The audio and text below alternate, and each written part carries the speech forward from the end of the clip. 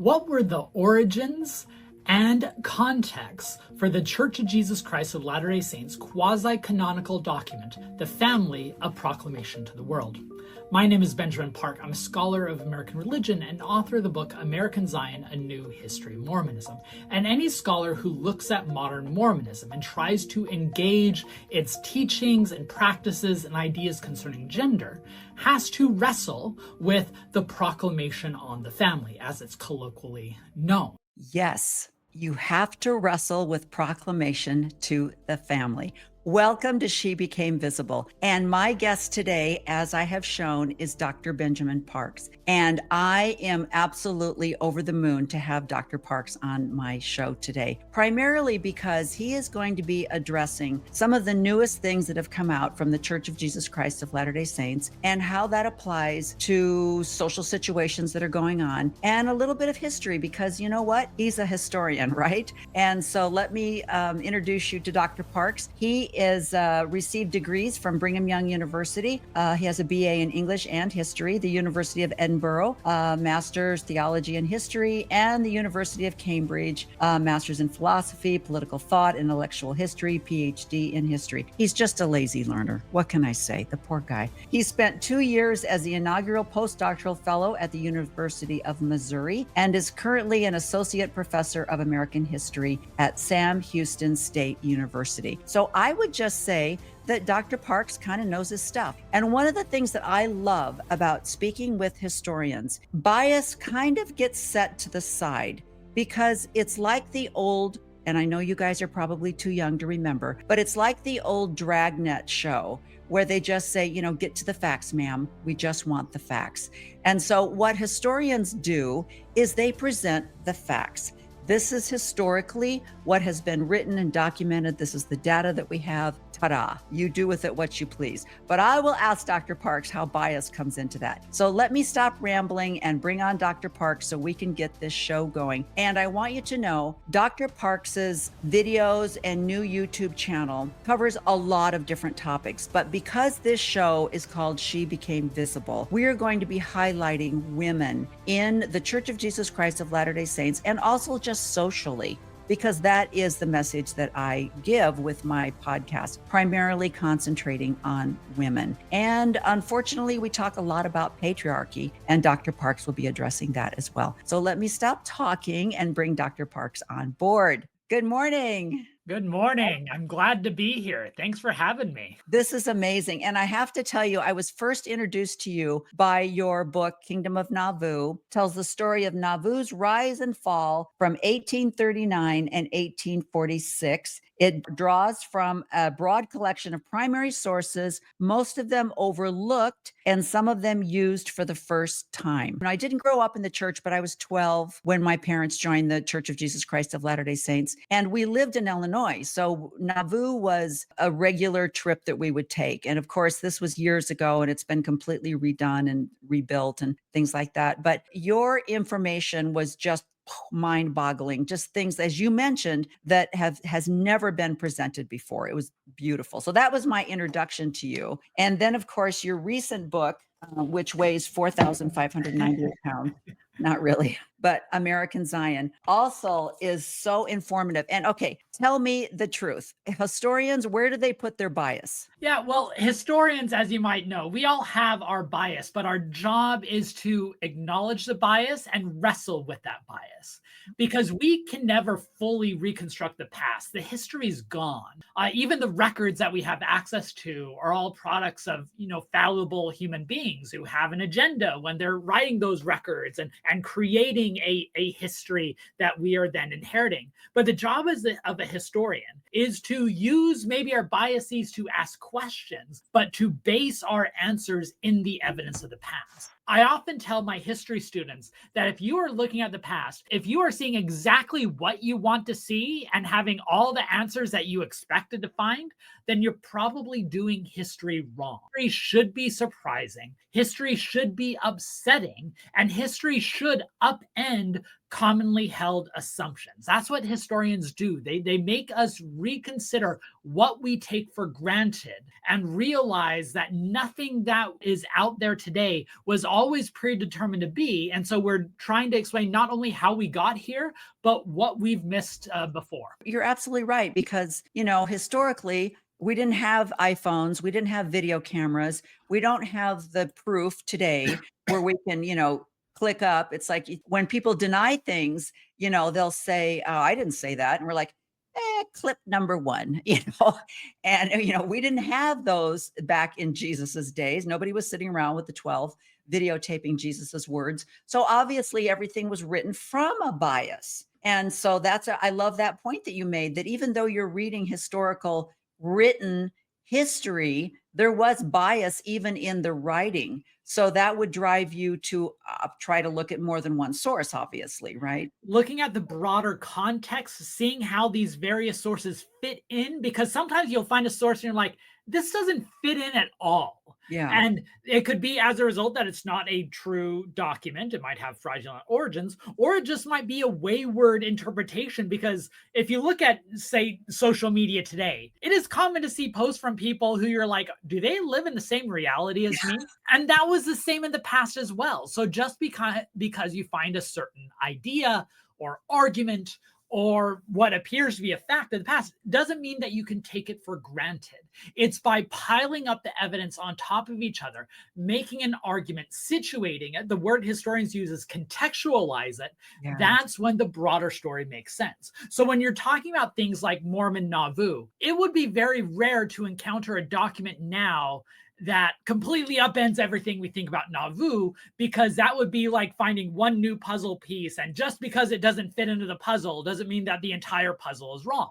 It might make you reorient some facts. We've had, generations of scholars working on these topics. And so we're on the shoulders of giants of those who have come before and trying to fit our pieces into the much broader puzzle. That's so true. That's a really good way of analyzing it because, like you say, it doesn't discount the entire puzzle. I love that. If one little piece, is gone, but now we found it. So I love that. And, that's true in so many of the other sciences besides history. We all get so confused because you watch YouTube and you have one person saying you should use sunscreen, you should use no less than 50% UVA protection sunscreen. And then you've got someone over here going, stop using sunscreen. We need sun. Our bodies need sun. And so people are like, I live in Arizona.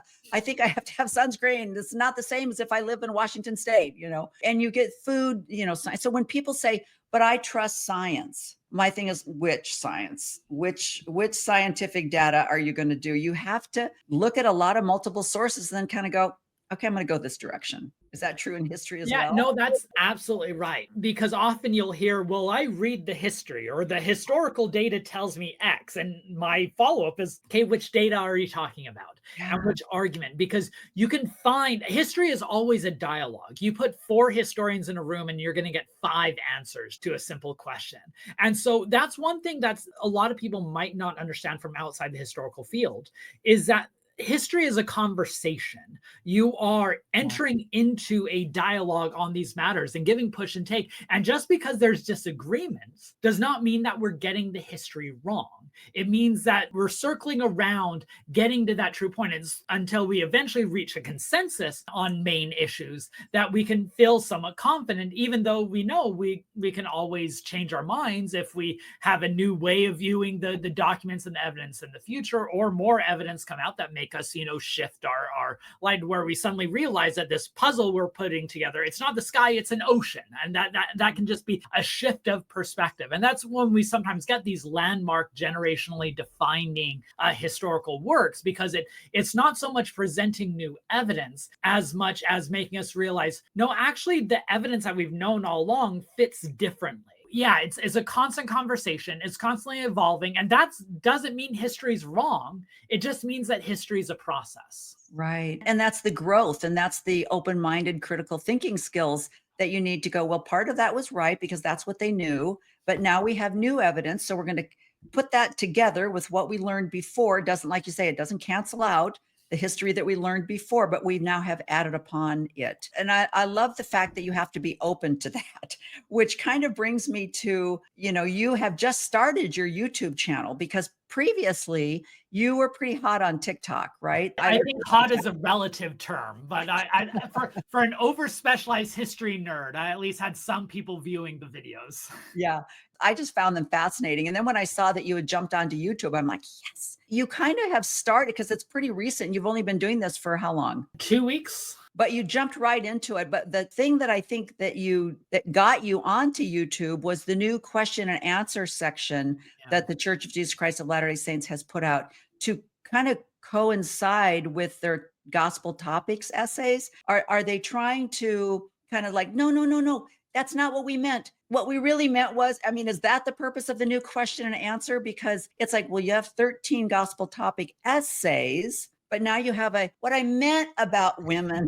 Is that where you feel like it's going? About a decade and a half ago, the LDS Church decided that they were going to embark on these supplemental pages that, combined with their curriculum, can provide more background on specific topics. It was a direct response to the digital internet age, where suddenly Latter-day Saints have access to all this information that previously might have been difficult to find. And so they're trying to realize, how do we respond to this, maybe in a much more frank way or a more direct way. And one of the first fruits of that effort was the gospel topics essays, a dozen or so essays that came out over a period of 2 years, addressing a host of controversial topics ranging from polygamy to race to violence to Christology, all these other topics. And since then, they've been adding to that corpus, not long gospel topics essays, but shorter gospel topic pages, especially as they've been putting out these Saints volumes, which is a general history of the Latter-day Saint tradition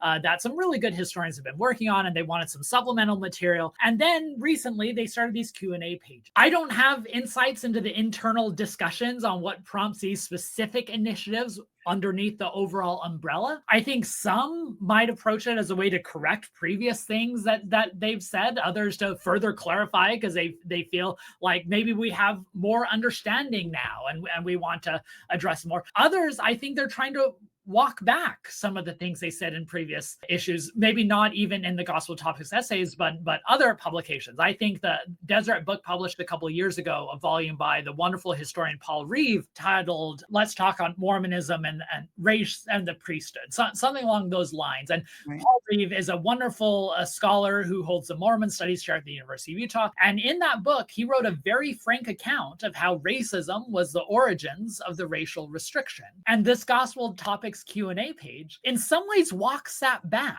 And so I view these pages as a give and take, and kind of snapshots at various moments of where the Latter-day Saint institution is standing on those issues at a particular time. And if you're looking for consistency, it's not always going to be there, just like you don't find consistency on your own personal beliefs over the span of 15 years. If you were to ask me to talk about Mormonism and women in 2012 and write an essay, that essay would look very different than if you asked me to write an essay today. And so I think the institution, because it's driven by individuals, also reflects that change and evolution. And that's what I found so interesting about these Q&A pages, because it gives us another landmark, a kind of a bookmark period to where we can say, okay, here's where the institution is at and their official discourse right now. We can compare it to where they were a decade ago. We can compare it to where they were a century ago. And we will be able to compare it to where the church is a couple decades from now. And I love that. And I want my audience to know that the gospel topics essays, I think, are a little bit easier to find than they were when they originally came out. I think they were kind of hidden in the bushes, but now they've had to kind of make them a little bit more accessible. And then this new Q&A section is also just LDS.org. You know, you don't have to do the whole Church of Jesus Christ of Latter-day Saints.org. You know, if you just do LDS.org question and answer, it'll pop right up. So it's on the church's website. So what I want you to do today, we're going to take one of them, which in my introduction, you were highlighting the Proclamation to the Family. When you look at the Proclamation to the Family, I had a copy of it hanging on my wall. I remember when it first came out. And I remember that I had a couple of friends that left the church. One of the reasons why they, many reasons, but one of the reasons they left was this: she had to go to work and she felt like she was being judged quite harshly because of the proclamation to the family. And I said, well, I don't see that in that. What I see is husband and wife have a solemn responsibility to love and care for each other. Parents have a sacred duty to rear their children in love and righteousness. That seems pretty, benign. And then the family is ordained of God. Marriage between a man and woman is essential to his eternal plan. We'll talk about that. Children are entitled to birth within the bounds of, we'll talk about that. He goes on to talk about that men are primarily, supposed to be by divine design. Fathers are to preside over their families in love and righteousness and are responsible to provide the necessities of life and protection for their families.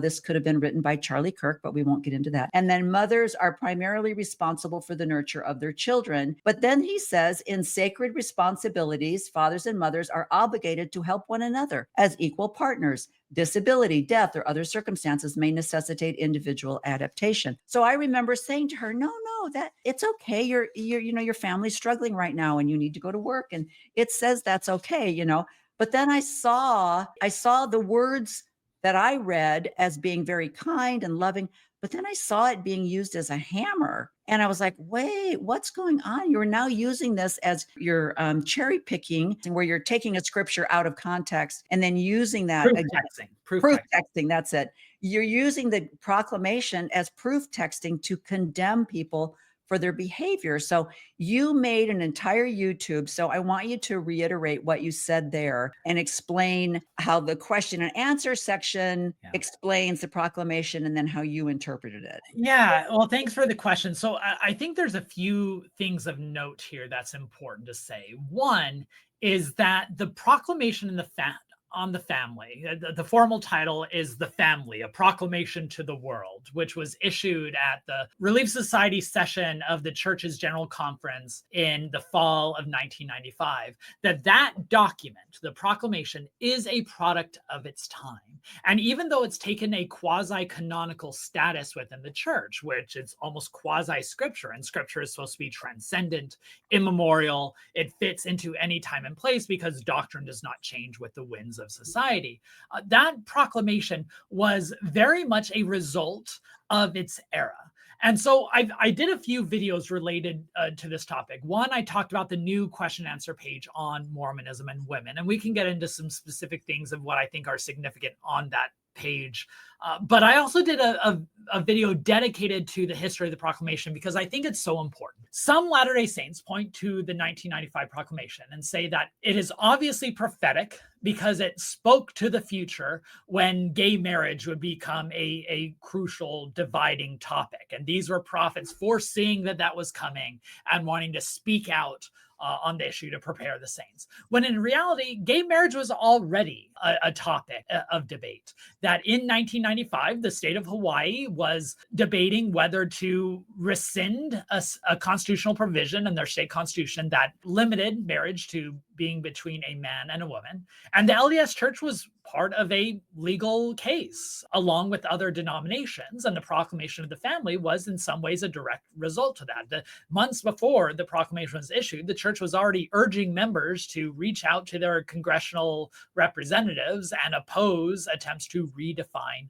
marriage. Further, a decade before, 11 years before the proclamation, Dallin H. Oaks, as a junior apostle in the Quorum of the 12, had authored a memo outlining what he believes the church should focus on in the public realm going forward. And at the heart of it was opposing gay marriage. And he really outlines the approach, the framework, and the priorities that the church would end up taking in the ensuing decades. And that was as early as 1984.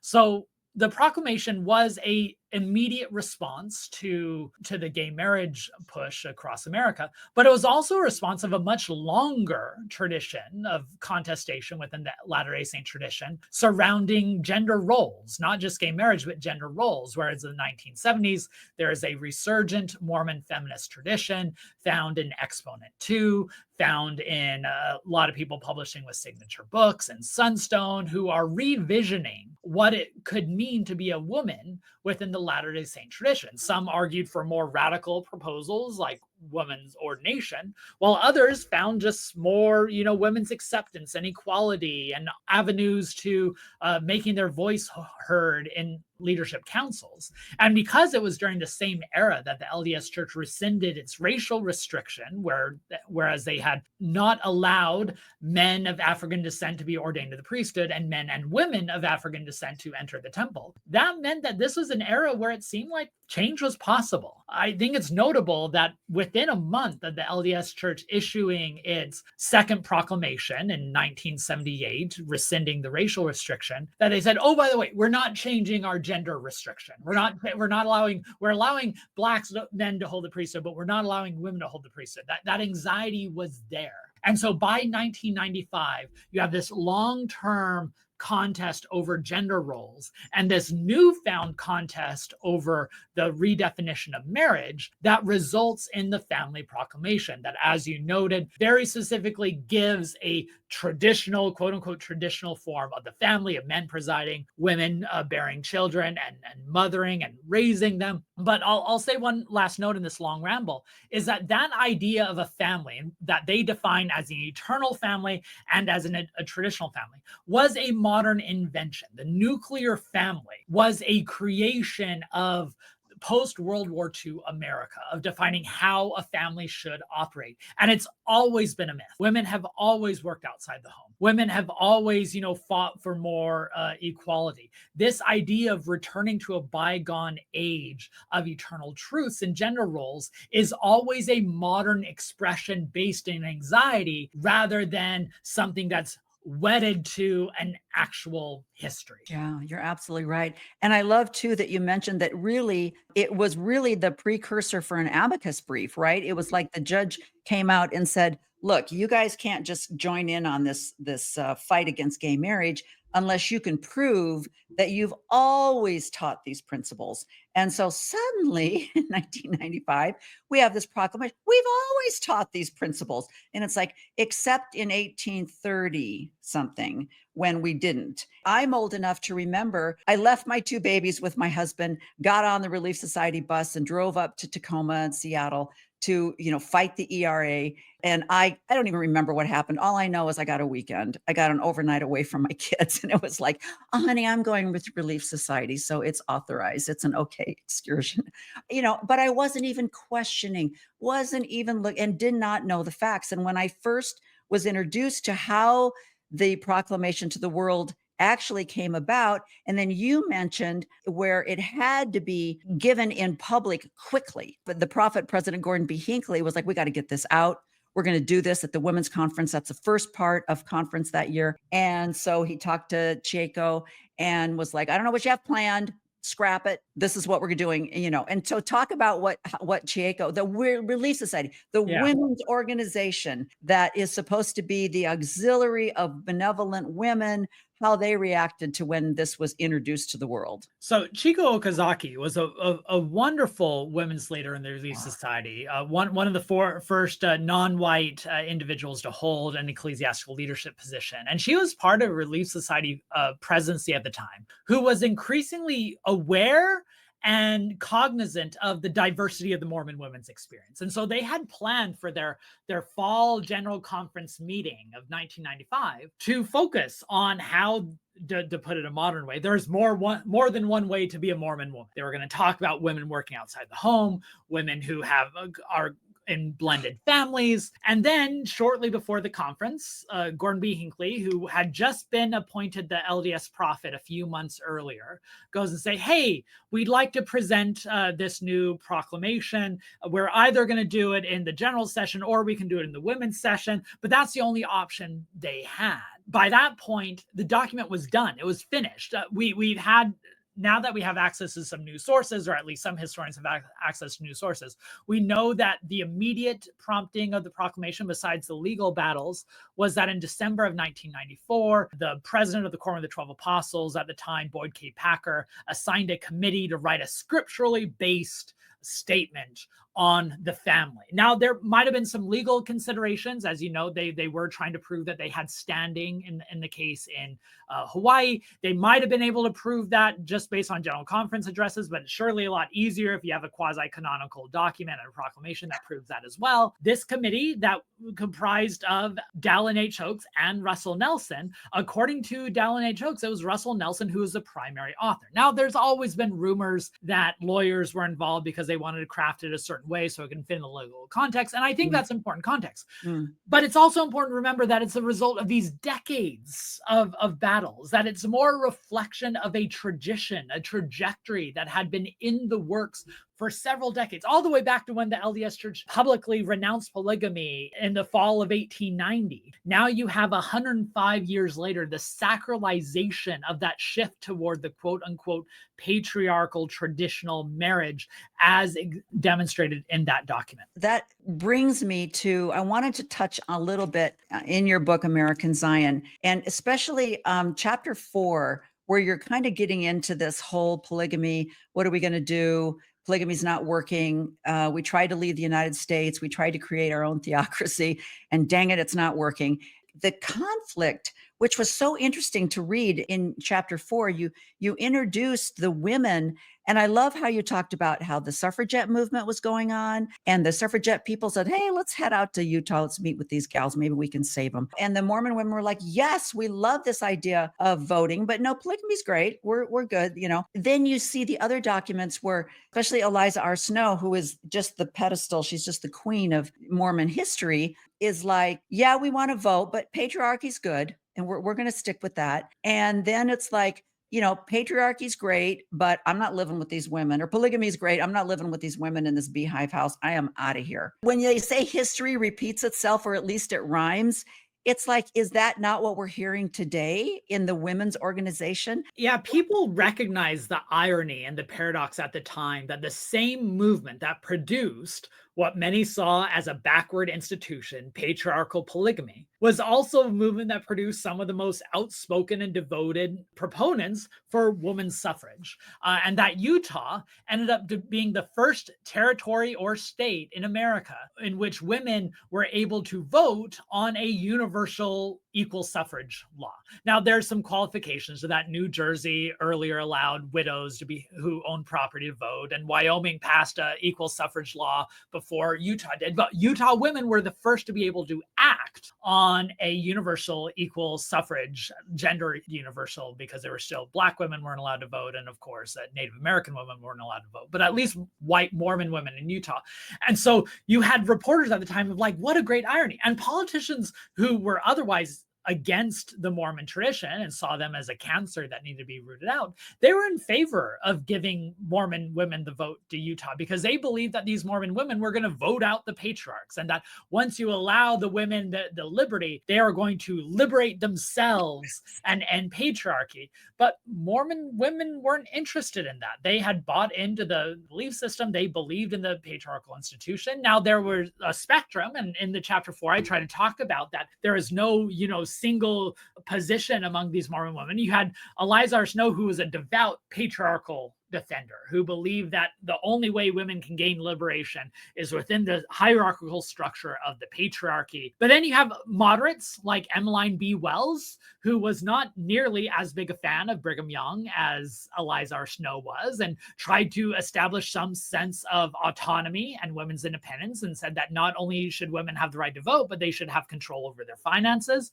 They should be able to hold jobs. They should be able to go get an education. And then you have the more, radical dissenting form of Mormon feminism, like Annalisa Young, the Brigham Young wife who left the church and wrote a very prominent expose, and Fanny Stenhouse. And so you have these traditions of the radical dissenters. Yeah, there you have wife number 19 by that shows how you have the dissenters, you have the moderates who are trying to incorporate feminist ideas into Mormonism, and then you have the more conservative who are like, we'll adopt in some ways, but not in others. The Eliza R. Snow model is definitely one that befuddles a lot of modern people of how can you be so devout pro-woman suffrage, but also defend the patriarchy and be pro-patriarchy, but she represents this paradox that we can still see today. And it's actually a paradox that you find in these, to go back to the Gospel Topics Q&A page. The entire page is saying, yes, we want to listen to more women's voices.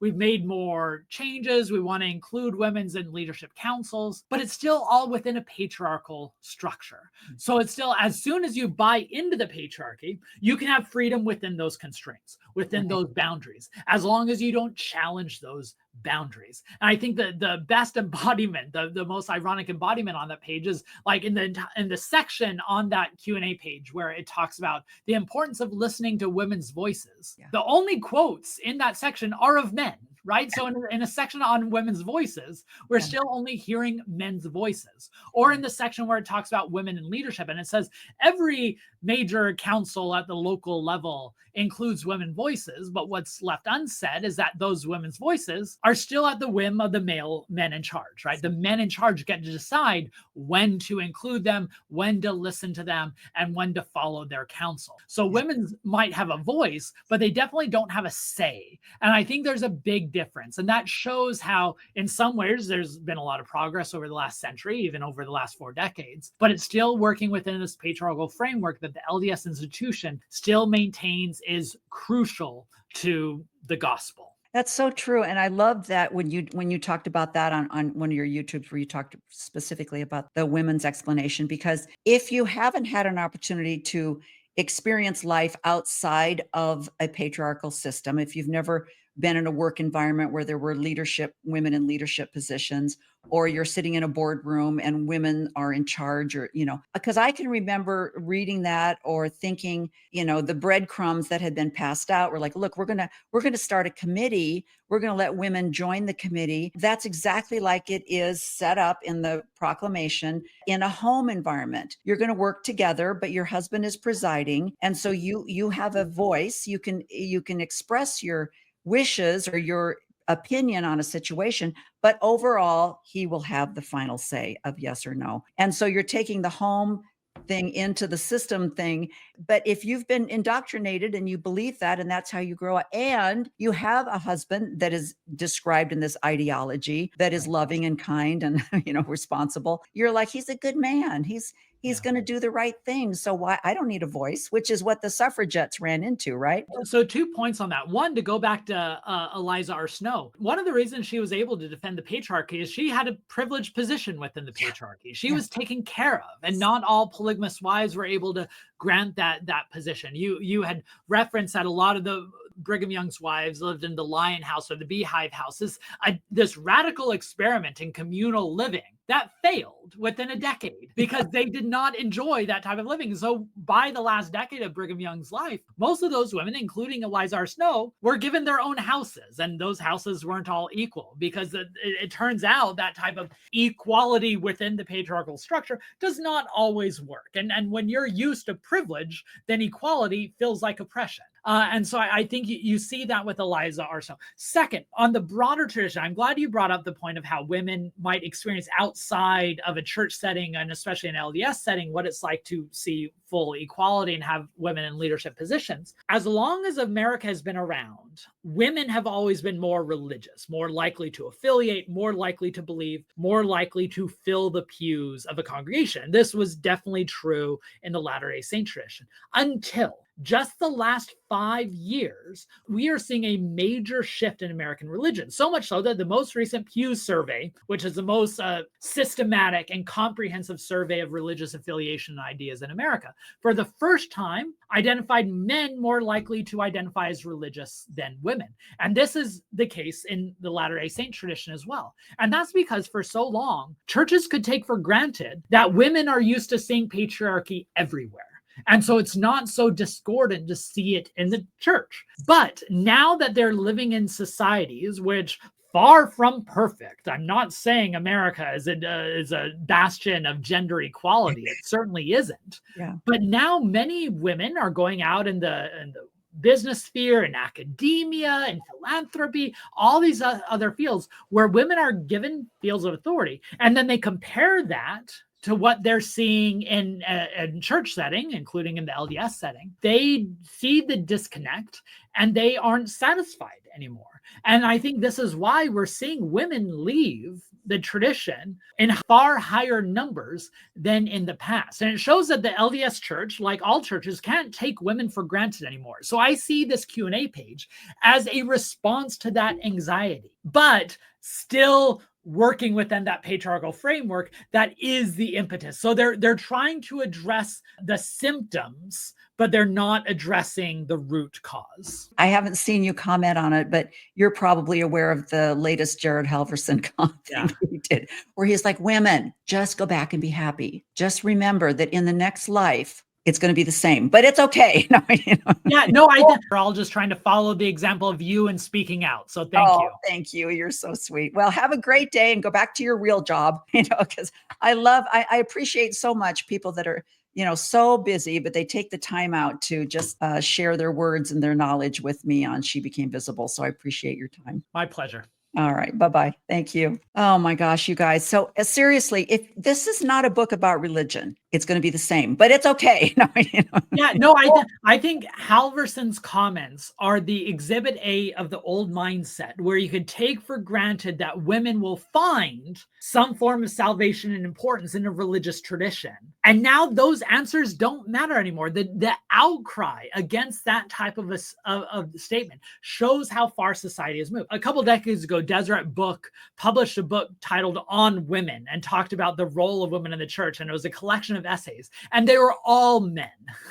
And it wasn't just, reaffirming a patriarchal message, but it was in a patriarchal voice. I can't imagine Deseret Book or other church publishers doing that again. So even the Halverson quotes shows that type of message does not work anymore. I mean, we saw it when the LDS Relief Society president had an Instagram post a year ago or so ago, where she talked about women in the Latter-day Saint tradition experience more empowerment and equality than anywhere else. And it was filled with comments that are like, you might want to rethink that one, buddy. Poor Sister Dennis.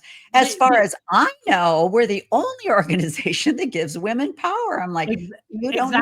I mean, it's just, and so I think that shows the disconnect between the official LDS discourse and what the church. Now, the church can take a variety of ways to respond to this. They can double down and say that we're the last bastion of truth, and this is the only place where you can find it. Or they can, radically change, like they did on the racial restriction. Or they might find some, medium ground of accommodation. I see the Gospel Topics Q&A page as an accommodation approach to a certain extent. We're willing to reconsider these things on the margins. And I think they're genuine in trying to address those. Right. But they're still within the structure of we can't move beyond the patriarchal foundation on which the church is built. Yeah, you're absolutely right. Professor Parks, I just have to say, I think it's absolutely amazing that American Zion, you are a historian of American history, not just Mormon history, American history in general. But you really bring to light the fact that Mormonism is an American religion, and it is such an important part. And I love in both your Kingdom of Nauvoo and this book, you talk about presidencies in the church, going out and sitting with the presidents of the United States and meeting with them. And I love, Cannon's experience of trying to deal with the whole George Q. Cannon, dealing with the polygamy. And I'll just go out and talk with the president. It's just like mind boggling nowadays, but they are such a part of American history. It's not just religion history. It is American history. And you cover it so well. And it's so fascinating in this context to read it in that context with what was going on. Thank you so much for the plug. Thank you so much for the kind words. We're all just trying to follow the example of you and speaking out. So thank you. Thank you. You're so sweet. Well, have a great day and go back to your real job, because I appreciate so much people that are, so busy, but they take the time out to just share their words and their knowledge with me on She Became Visible. So I appreciate your time. My pleasure.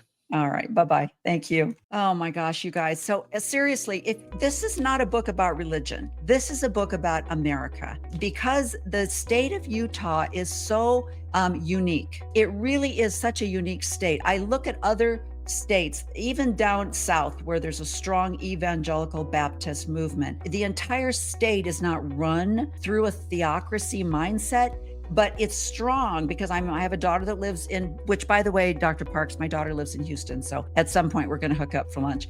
My daughter who lives in Katy, Texas, she talks about how nice it is it doesn't matter what your religion is. Everybody's going to church on Sunday, or everybody's at Baskin Robbins afterwards in their church attire. So you don't stand out, but it's not the same as when you go to Utah, and as I mentioned before, and you're standing in Costco and they're talking about Relief Society and did you get your food storage over on aisle 7? So it's a completely different theocracy. So it's absolutely amazing. So go to Dr. Parks's YouTube's, Professor Benjamin Park, and also find him on TikTok because he addresses so many different subjects. So please like, subscribe, and share. And thank you for joining me today on She Became Visible. Bye-bye. She became visible, hear her speak, lifting voices strong and free, breaking chains,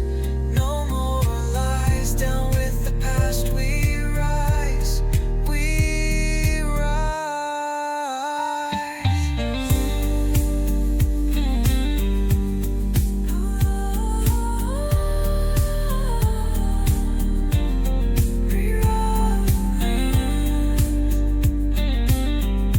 Rene's here, the time is now. She became visible, hear her sound.